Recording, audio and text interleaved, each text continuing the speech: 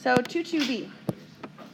So 22a was all about horizontal asymptotes, 22b is vertical asymptotes. So really just all lesson 22 is on asymptotes. And there's still an infinite limits though. So vertical asymptotes and infinite limits. We'll just write vertical asymptotes. 2 parts today, they're pretty quick. Yeah, here we go. Letter A. All right, let's start with our vertical asymptotes. Vertical asymptotes. So here we go. If, this is a little bit different, things are going to get switched around. For horizontal asymptotes, we're taking x goes to infinity. It's different here. If the limit as x goes to a from the right, a plus, okay, of f of x equals either plus or minus infinity. See, everything got kind of switched. Or if the limit as x goes to a minus, a from the left, of f of x equals plus or minus infinity, then what's going to happen is we're going to have a vertical asymptote at a.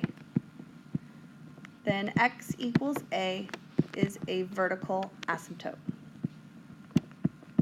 Okay, and that's some kind of a theorem in your book. But it's always nice to have an example of that right away. Now remember when vertical asymptotes occur?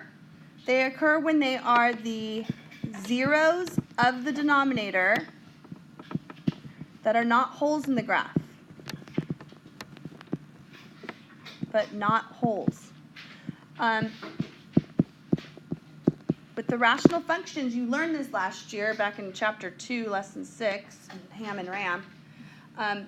So let me show you like an example. So number 1, we're going to find the vertical asymptotes. So here we go, letter A. Suppose we have f of x equals 1 over x plus 3. Okay, now you can find vertical asymptotes using limits or just using your brain that you learned how to do these last year. Maybe you don't remember. But if you were to graph this, you can see that the domain of this is all reals except for what? Negative 3. Yep, so over here at negative 3, there is a vertical asymptote. There's also a horizontal asymptote at 0. That's what we did yesterday. And then your graph would look something like this. It goes like that, and it goes like that. And so the theorem that I just mentioned said, if you're going towards a value, some specific value, in this case it's negative 3, and if I'm going towards negative 3 and my function is going either to infinity or negative infinity, it doesn't matter, then the asymptote is x equals negative 3. Okay? That's what the theorem says. So as I'm walking towards 3 from the right, my limit is going to infinity. As I'm walking to 3 from the left, my limit's negative infinity. It doesn't have to be either or. It could be they're both going to infinity. There would still be an asymptote there. But as long as it goes to infinity or negative infinity from either side, you'll have an asymptote. All right? Okay. Let's do another one. Number 2. Ooh, here comes a good one. Suppose g of x is equal to 5x plus 1 over x squared minus 4. Now we are just finding the vertical asymptotes. I'm not really doing limits yet, just finding vertical asymptotes. So the vertical asymptotes of the graph would be, does anyone know? Plus and minus 2. Perfect. X equals plus and minus 2. You don't even have to graph. Just look at the denominator, okay? The denominator, and 2 and negative 2 are not allowed, and those are vertical asymptotes. Now, I'm going to give you one that might trick you a little bit. Let's see if it does. Let's say h of x equals x plus 1 over x squared minus x minus 2. Okay, let's find the vertical asymptotes of this one. Once again, you can graph it if you want to, but I think it's easier to do these algebraically. So let's go ahead, and the numerator is fine, but we need to factor the denominator. So let's factor this out. And so what times what's negative 2 adds up to negative 1? Perfect. X minus 2, x plus 1. Okay. Now, am I super zoom? Oh, I'm okay. Oh, you can cancel. Yes. So you can reduce that factor with that factor. So it is not an asymptote. That's actually going to be a hole in the graph. It's called removable. It's a removable discontinuity point. And so the only asymptote is x equals 2. Only vertical asymptote. There you go. Pretty good, huh? That one? No. Okay, so now that we know the asymptotes, we are going to be able to, I shouldn't have labeled those as number 2 and 3, but whatever. We're going to be able to find the limits now. Okay, so number 4, we're going to find the limits, and we're allowed to graph these. It's okay. Find the limit. The limit as x goes to 2 from the right of 5x plus 1 over x squared minus 4. Okay. All right, I let you use your calculator on this. Go ahead and graph it. It's fine, no big deal. Let's graph. We go y equals, clear anything that you have. Make sure to use parentheses. So parentheses 5x plus 1, is that what it was? Yeah. 5x plus 1 divided by parentheses x squared minus 4. Okay. And then hit graph. I'm going to draw it on my paper. You don't have to. When you do these, you don't have to show work, which I know you love. But as you can tell, there is an asymptote at 2. There's also an asymptote at negative 2. Okay. There's also a horizontal asymptote at 0. So over here, in the middle, we just kind of go through like a cubic, and then over here. Sorry, Okay. I missed it yesterday. The horizontal asymptotes are just, you just compare the factor in front of like the highest. Exactly. So for this one, and we're going to talk about end behavior in just a minute, which will clarify a lot of that too. So for this one, you get 5x over x squared. Kind of acts like 5 over x, and if you plug an infinity into here, it's going to be 0. Remember there were 3 cases? Yeah. No, you do. I taught them to you yesterday. All right, so we're looking at x equals 2. That's this right here. We don't care about negative 2, just as x equals 2 from the right. So what's the limit as x goes to 2 from the right? Does anyone know? Infinity, yes. We go like this. We're walking from the right towards 2, and my graph is going up to infinity. So that would be the answer. Okay. They could also ask you, what's the limit as x goes to negative 2 from the left of this function? So look at the graph and try and figure that out. Think about it in your head. As x goes to negative 2 from the left, what's the limit? Can you tell? Yes. As you go towards negative 2, which is right here, you're walking this way, your graph's going to negative infinity. Okay. What's the limit as x goes to infinity for this graph? This is what you did last night. 0. Perfect. As you go out towards infinity, your graph is getting closer and closer to y equals 0. Just the horizontal asymptotes. Horizontal asymptotes are as you go out to infinity. Vertical asymptotes will go to infinity. Yay. Okay, let's go on to the second part. Part B.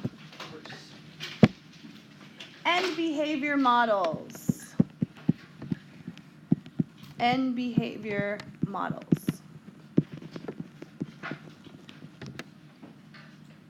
So as we're going out to infinity, left and right, we want to find out what our graph is doing. What is it looking like? Okay? So what we're going to do is we are going to have a function. We're going to have an f of x. Okay? we are going to make a simplified function, g of x, and we're going to say whether this has any horizontal asymptotes, which will tell us what's going on at the end, okay? They look super complicated, but they're really not that bad. So here we go, letter A. Suppose that f of x is equal to 5x cubed plus 3x squared plus x all over x minus 3. All right, now to do an end behavior model, what you want to do is you want to get a simplified equation. Now they're not going to be the exact same graph, but the outsides of it are going to act exactly the same. So what you do is you take, like I said, the top part, the leading coefficient, leading term, over the bottom part. And so we simplify this to g of x equals 5x squared. Okay? So in other words, when you graph this huge monster thing right here, and you graph this, it's going to act like a parabola on both sides, on the outsides of it. And so the horizontal asymptote of a parabola would be none. Okay, so let's graph them. Let me show you what this looks like. So go to y equals, and let's graph this gross thing. We'll go 5x to the third plus 3x squared plus x. And let's divide that by parentheses x minus 3. And then we'll also graph 5x squared. Okay, and graph. Yeah, it's going to think for a little while here. You can't really see the rest of it. That's just the middle part, and then the other part will go up to infinity, and that part will too. So that wasn't a really good example. What if I zoom out? I hate zoom out. Do you ever use Zoom Fit? No. Me neither. I think it's terrible. Oh. Okay. Anyways, so 5x squared. All right, let's do another one. B. Let's do f of x equals 5x squared plus 1 over negative 2x to the fourth plus 3x. Okay, so there's our complicated example. Now what we're going to do is we're just going to take the leading term of both top and bottom to create a new simplified function, g of x. And so this would be negative 5 over 2x squared. Is that right? Yeah, negative 5 over 2x squared. It's kind of like you have to reduce the x squared, x to the fourth becomes x squared on the bottom. And so what would the horizontal asymptote be here? 0. Mm-hmm. So that 3x doesn't have any... Nothing, because what's happening is x is going to infinity, and since this is being squared, this infinity means like nothing pretty much. When you plug infinity in, it doesn't mean anything. All right, let's do... If it were 3x squared, then would it play a role? Only the biggest ones play a role in it. Okay. None of the rest of it does. The biggest by the power. Degrees, yep. Mm-hmm. Exactly. Okay, last one. Here we go. Let's do 4x squared plus 6 over 2x squared minus 1. So let's get an end behavior model is what they call it, or a new function, a simplified function. So our simplified function is going to be just 2, right? Yeah. So you get 4x squared over 2x squared, and it's just 2. What that means is this graph is going to look like the line y equals 2 at the end. And so you get y equals 2. Remember the horizontal asymptotes? It went to 2, like maybe it's here or here. And so when you look at your graph way out here, it's going to look like the line y equals 2. It looks like a line. All right.